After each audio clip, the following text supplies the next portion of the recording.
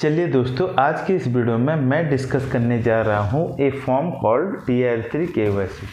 दोस्तों, ये फॉर्म क्यों इम्पोर्टेंट है?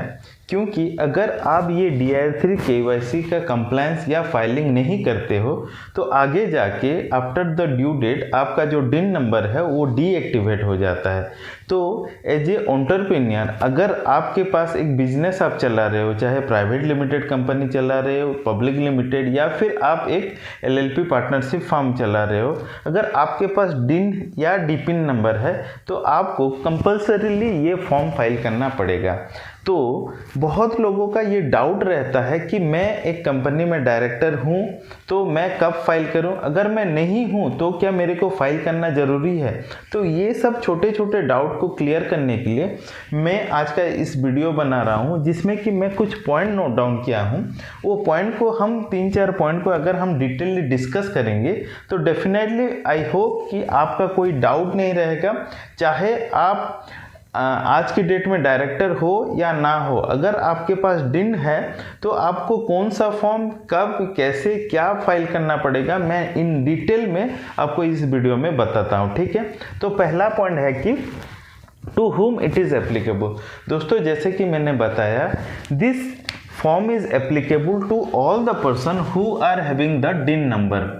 तो जिनके पास भी डिन नंबर है उनको ये फॉर्म फाइल करना जरूरी है। ठीक है, तो अभी डाउट मेनली होता है कि एक पर्सन है जो कि लिमिटेड लायबिलिटी पार्टनरशिप फर्म में एज ए डेजिग्नेटेड पार्टनर या पार्टनर है और जिसके पास डीपिन नंबर है। ठीक है, तो बहुत लोगों का ये मिसकंसेप्शन होता है कि मेरे पास डीपिन नंबर है तो मैं ये डिन नंबर नहीं है तो मेरे को ये DR3 KYC फॉर्म फाइल करना ज़रूरी नहीं है। तो ये मैं बताना चाहता हूँ, अगर आपके पास डीपिन है तो लॉ के हिसाब से डिन इक्वल टू डीपिन नंबर। तो अगर आपके पास डीपिन नंबर है तभी भी आपको DR3 KYC फॉर्म फाइल करना पड़ेगा within the due date. Hope it is clear. Second point क्या है? टाइम फॉर हैविंग डिन, मतलब हमारे पास कब डिन होगा, अब हम कब फाइल करेंगे, इसके विषय में हम डिटेल जानेंगे। दोस्तों, इसको आप ध्यान देके सुनिए। एक मैं डेट लिखता हूँ 31, एक डेट लिखता हूँ 30 सितंबर। ठीक है, तो लॉ क्या बोलता है कि कोई भी पर्सन जिसके पास आज की डेट में डिन है या फिर वो अप्लाई किया है और उसको 31 मार्च से पहले उसको डिन मिल गया है, तो उसको नेक्स्ट जो है 30 सितंबर उसके अंदर ऑन और बिफोर उसको क्या करना है? DR3 KYC फॉर्म फाइल करना है। ठीक है, अगेन मैं रिपीट करता हूँ, कोई भी पर्सन जिसके पास डिन है या वो अप्लाई किया है और उसको डिन 31 मार्च ये साल के लिए 2023 को या उससे पहले उसको डिन मिल गया है, तो उसको 30 सितंबर 2023 से पहले उसको DR3 KYC फाइल करना है। अगर वो नहीं फाइल करता है तो 1 अक्टूबर से उसको पेनल्टी लगेगा 5000 रुपीज़ का। ठीक है, नेक्स्ट, मान लीजिए कि कोई अप्लाई किया है डिन और उसको 1 अप्रैल 2023 को डिन मिला, तो उसका ड्यू डेट ये 30 सितंबर 2023 नहीं होके 30 सितंबर 2024 होगा। होप ये आपके लिए क्लियर है।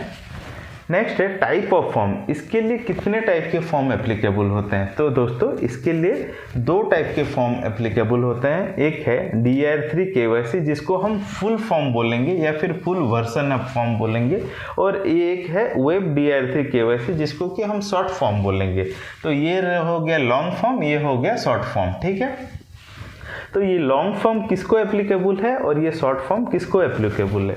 दोस्तों, जब आप कभी भी first time after getting the डिन, जब आप फर्स्ट टाइम अप्लाई करोगे और गवर्नमेंट को इंटीमेट करोगे कि मैं DR3 KYC फाइल करना चाहता हूँ, तो उसको आपको लॉन्ग फॉर्म जो है DR3 KYC वो आपको फाइल करना पड़ेगा। ठीक है, सेकेंड, एक बार ये आप फाइल कर दिया तो नेक्स्ट ईयर अनवर्ड आपको वेब DR3 KYC या फिर शॉर्ट DR3 KYC आपको फाइल करना पड़ेगा। ठीक है, नेक्स्ट, और एक क्या पॉइंट है कि आगे जाके आप क्या कर रहे हो, ये short DIR3 KYC form file कर रहे हो, बट आगे कुछ ऐसा इंसिडेंट हुआ जहाँ कि आपको मोबाइल नंबर या फिर ईमेल आईडी आपको अगर चेंज करना पड़ता है तो आप ये फॉर्म फाइल करके नहीं कर पाओगे। अगेन इन दैट केस आपको DIR3 KYC लॉन्ग फॉर्म आपको फुलफिल करना पड़ेगा एंड नेक्स्ट टाइम ऑनवर्ड फिर आप ये commonly web DIR3 KYC follow कर सकते हो। Hope it is clear.